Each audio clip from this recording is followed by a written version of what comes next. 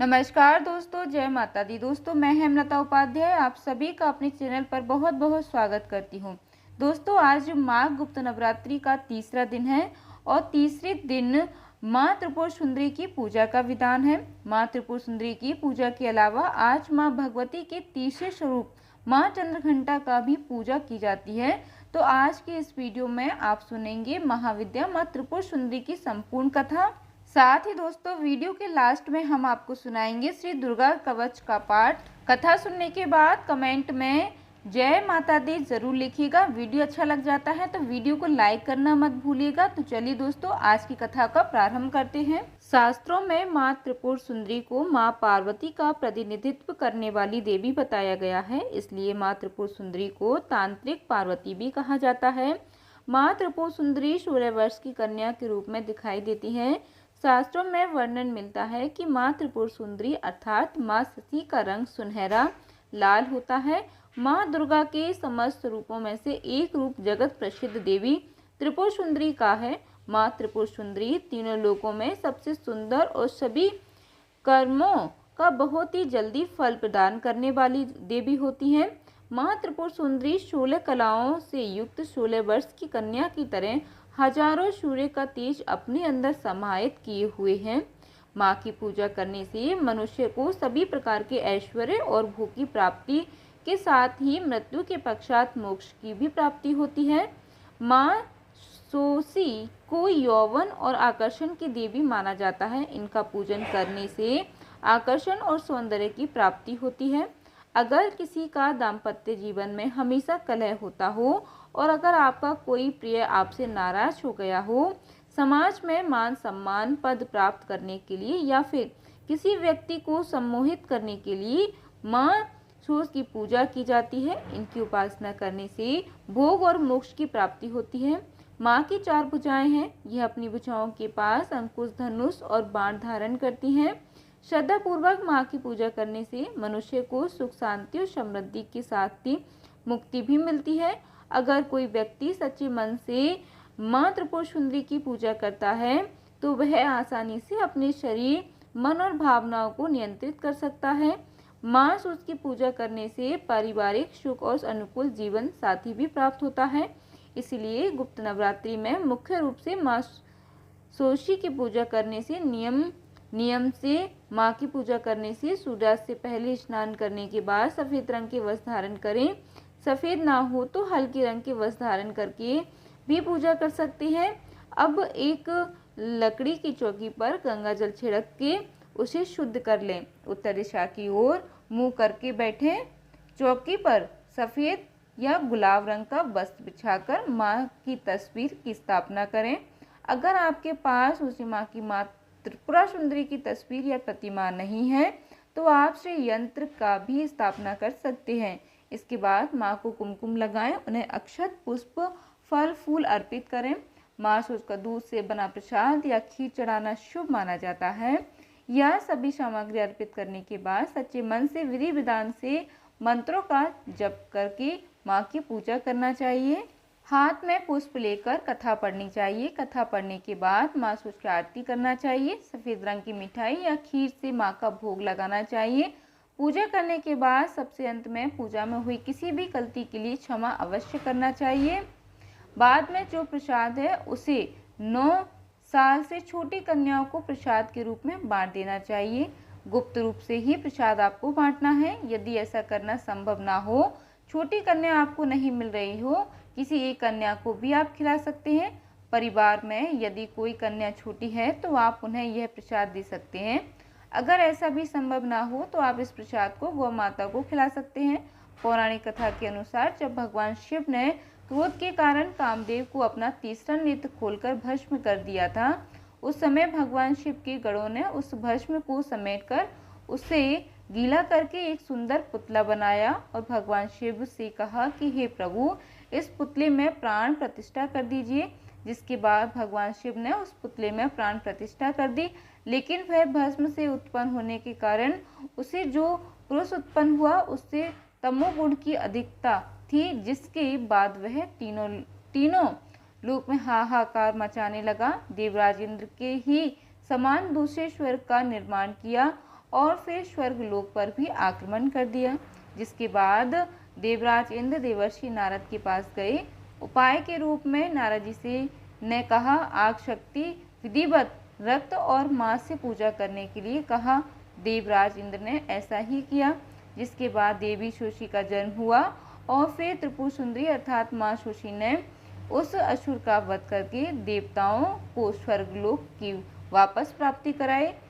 और पौराणिक कथा के अनुसार भगवान शंकर को हृदय में धारण करने पर सती नैमिष में लिंगधारिणी नाम से विख्यात हुई और उन्हें ललिता देवी के नाम से पुकारा जाने लगा।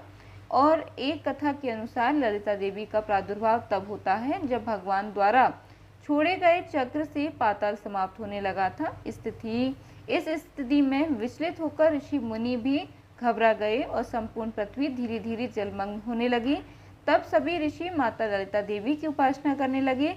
उनकी उपासना से प्रसन्न होकर देवी प्रकट हुई और इस विनाशकारी चक्र को उन्होंने थाम लिया और फिर सृष्टि को नवजीवन मिला।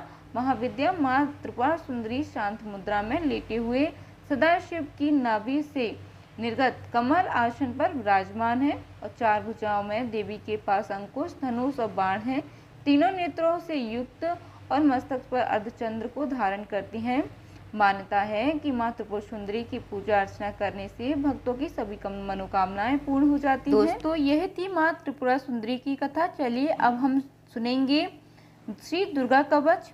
मार्कंडेय जी ने कहा, हे पितामह, जो इस संसार में परम गोपनीय तथा मनुष्य की सब प्रकार से रक्षा करने वाला है और जो अब तक आपने दूसरे किसी के सामने प्रकट नहीं किया हो, ऐसा कोई साधन मुझे बताइए।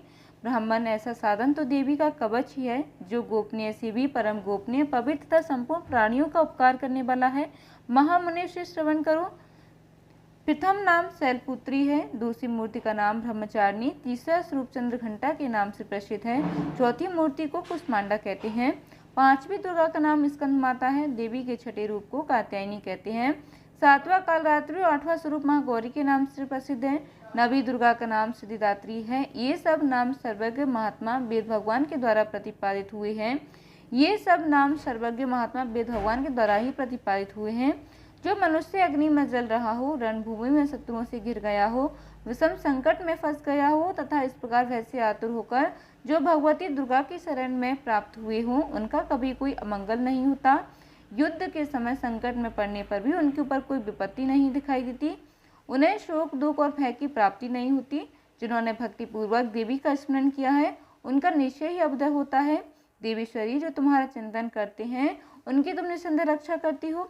चामुंडा देवी प्रेत पर आरूढ़ होती हैं, वाराही वैसे पर सवारी करती हैं, ऐन्द्री का वाहन ऐरा बथाती है, वैष्णवी देवी गरुड़ पर ही आसन जमाती हैं, माहेश्वरी वृषभ पर आरूढ़ होती हैं, कौमारी का वाहन मयूर है, भगवान विष्णु की प्रियतमा लक्ष्मी देवी कमल के आसन पर विराजमान है और हाथों में कमल धारण किए हुए हैं।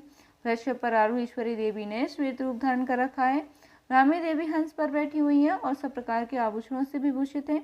इस प्रकार ये सभी माताएं सब प्रकार की योग शक्तियों से संपन्न है।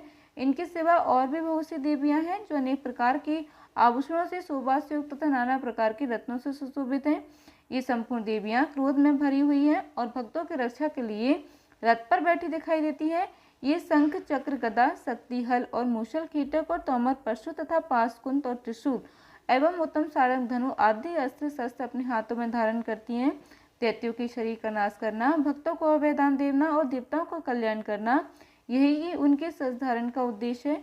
महान रौद्र रूप, अत्यंत घोर पराक्रम, महान बल और महाउत्साह वाली देवी, तुम महान भय का नाश करने वाली हो, तुम्हें नमस्कार है।